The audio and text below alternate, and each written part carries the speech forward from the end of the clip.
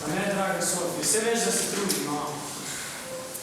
Sej vem, ampak dobro veš, brez službe se ne bova več mogla dolgo preživljati. In za povrhu me je danes spet mama klicala in je rekla, da s tem stanjem prav nič ne zadovoljna. In da naj ne bo več finančno podpirala. Sej o tvojih ne bom niti govorila. Tvoji naj sploh ne podpirajo. In od moje štipendije oprosti, ampak se ne bo več. Našel sem. Res? Sicer bo kaj, ampak boljše kot nič. Jutri imam razgovor. In kaj si našel? Ja.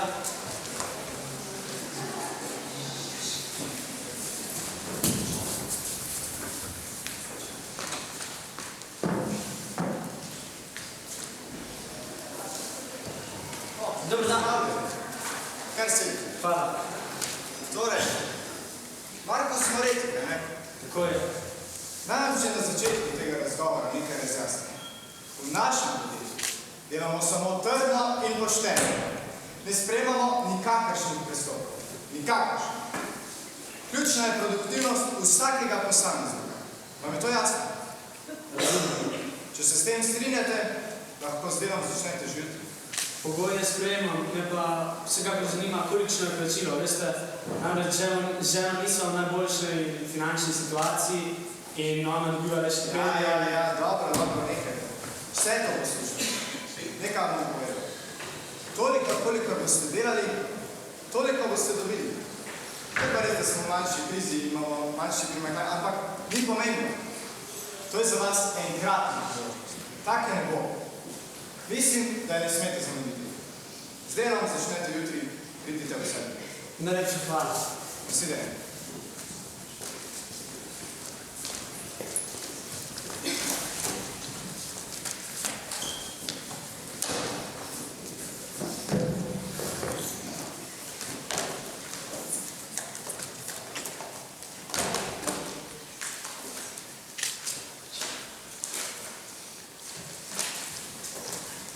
Tu imaš v eni uri še to hoče, da odpomnimo.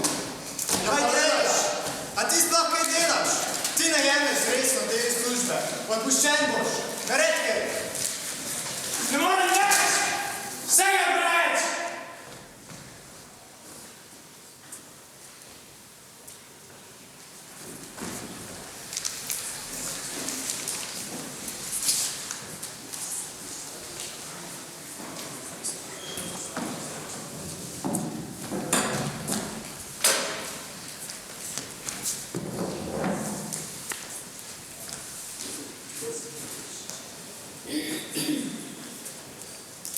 Dobar dan. Dobrodošli v našem podjetju. Lepo, da ste se odločili za nas. Čaka vas ugodno in izvrstno plačano delo. Naše podjetje temelji na obdelavi podatkov. Vaša naloga pa bo, da boste te podatke zbirali z interneta in jih shranjevali v našo bazo, odkud bomo z njimi naprej tržili. Prostite, ne razumem najbolje, kaj zahtevate od mene. Preden vam povem preveč, me zanima, ali ste človek, ki lahko drži jezik za zobmi. Torej, informacije pač pridobivali boste in shranjevali, čisto enostavno. Prostite, še vedno ne razumem. Naše podjetje pridobiva podatke preko spleta. Zdaj uporablja pri temu različne metode. Sami se odločite, ali se s tem strinjate ali ne, plačani boste zagotovo dovolj. Sporočite mi samo, ali sprejmete službo ali ne, delate lahko od doma. Tu je pa še nekaj za naprej.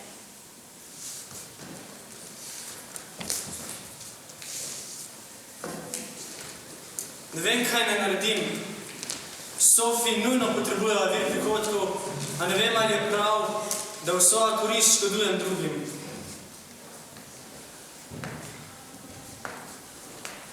Ne boj se. Čeprav potrebuješ denar, ne smeš škodovati drugim. To ni res. Markus, veš, kolikrat si bil že oškodovan zaradi drugih? Sprejmi to službo, da boš dobil ta denar, ki ga res potrebuješ. Markus, Prosim, vzemi denar, da boš lahko pomagal svojim materim. Sam dobro veš, da to ni prava pot, zato nikar ne hodi tja. Markus, Tvoja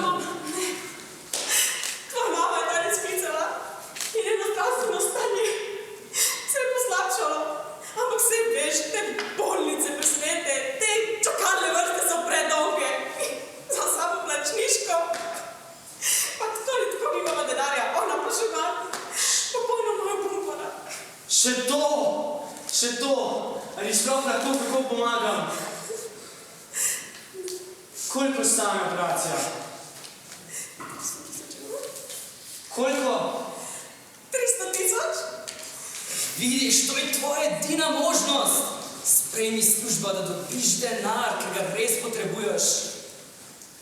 Ko misli na Sofi, odvisna je od tebe in od tvoje odločitve. Če boš izbral tako negotovo službo, boš s tem tvegal njeno prihodnost. Ali je to res tvoja želja? Ti res temu verjameš? Če bi bil svet pravičen, ti sploh ne bi potreboval plačevati te obupne operacije. Sprejmi službo, da dobiš denar in lahko svoji materi pomagaš. Ti sam dobro veš, kaj je prava pot. Ej, Markus, a me ti sploh poslušaš? Ja.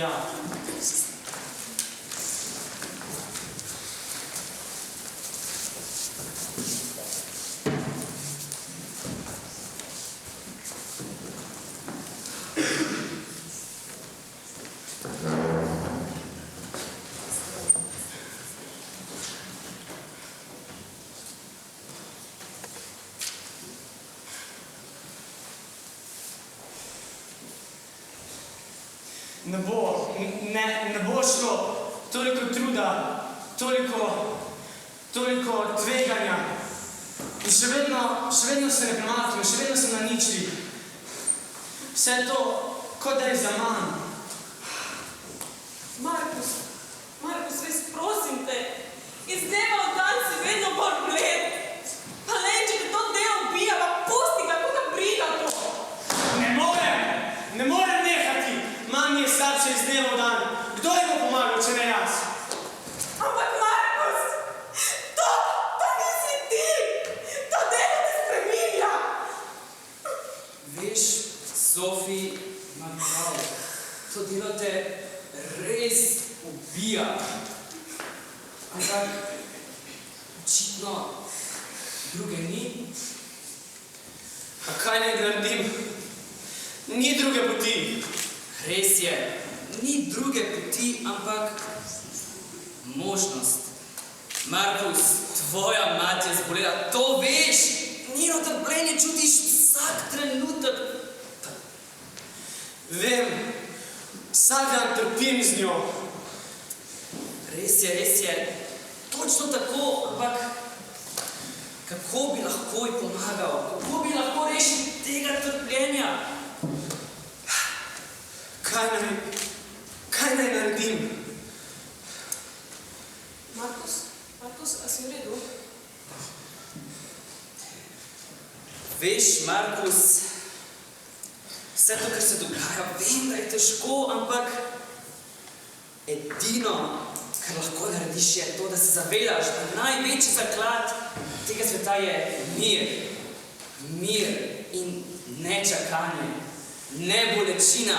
Mir, ki ga lahko daš nekomu, da ga rešiš. A s kakšno ljubeznijo naj pomagam? Kakšna je ta ljubezen?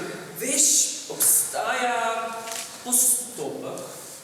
Ta je človeški, je nežen. Evtanazija. Kaj pa govoriš? Kaj se dogaja? Vse je zelo preprosto. Poslušaj, tukaj imaš vse, kar potrebuješ. Samo poglej. Če to izberem, ni poti nazaj. Samo en podpis in svojo mater boš rešil vseh težav. Sebi boš pa prinesel svobodno.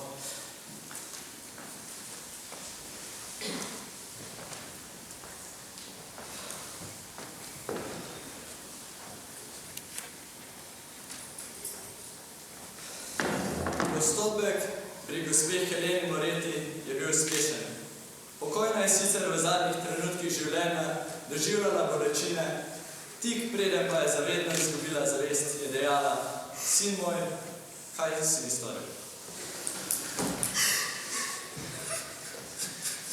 Sin moj, kaj si mi storil? Sin moj, kaj si mi storil? Mama, jaz sem ti želel le pomagati, nisem te mogel gledati, kako trpiš. Kaj si storil?